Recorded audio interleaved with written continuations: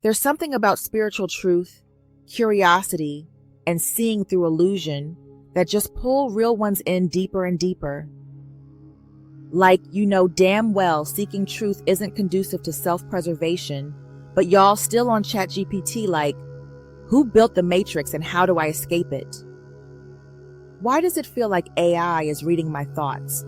Or, if energy can't be destroyed, where does it go?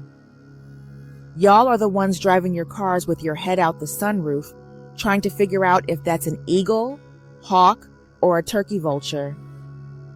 For real, y'all see a bear in the forest and can't take your eyes off it like making eye contact isn't a direct challenge.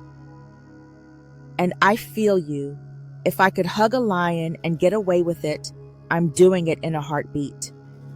When you analyze it a bit, it's almost like, man, truth seekers have zero survival instincts, not an ounce of self-preservation.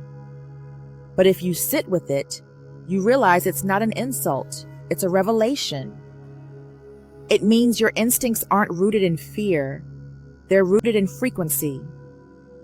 You don't walk into a room scanning for exits, you walk in scanning for alignment. Most people are wired to survive in the physical. Food, shelter, safety, routine. But some souls didn't come here to just stay alive. They came to remember what life really is.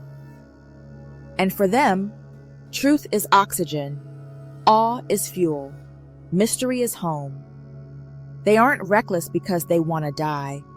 They're reckless by conventional standards because they refuse to live in a cage. These are the ones who walk into the forest and forget to watch their step because they're following a feeling. The ones who stare into the eye of a storm and whisper thank you, who risk social rejection to say the thing no one else will. This kind of spiritual seeker isn't anti-survival, but they have a different metric for what survival means. To them, survival without soul is just a prolonged death. Comfort without wonder is a coffin. So yes, you may look naive, you may get too close to the edge, you may take too many risks. But what you're actually doing is choosing truth over illusion, presence over programming, and expansion over fear. This isn't suicidal. You're just done with pretending that safety is the same thing as living. When I say truthers have zero survival instincts, it's actually speaking to an older knowing inside you. The part that remembers, you didn't come here to play it safe. You came here to experience fully, to see behind the veil, to touch the untouchable, and to risk everything to remember everything. And yes, that looks crazy to a world trained to look down when the hawk flies overhead. But you were born to look up. Because something in you already knew, this world was going to try to train that out of you, condition you, contain you, have you so afraid to die that you forget how to live. But the seeker in you isn't built for domestication. You see the rules, and your first instinct is to question who made them. You feel the script, and your first thought is, what's behind it? You sense the cage, and your soul starts looking for the exit before your mind even catches up. That's not rebellion, that's remembrance. And that's why you struggle sometimes to fit in. Because you weren't born to conform, you were born to confront. You were sent here as a living disruption to a system that thrives on sleepwalkers. So yes, you're gonna feel like a weirdo sometimes. You're gonna make people uncomfortable. You're gonna speak what others only dare to think. And you're gonna question things no one around you is even noticing. Like why the energy shifted when that one person walked in the room. Why the moon felt like it was whispering to you last night. Why your body flinches at certain frequencies. Or why strangers drop coded messages in your path when you're just trying to buy groceries. It's not paranoia. It's perception. You're not glitching. You're glitch seeing. You're not too sensitive. You're accurately tuned.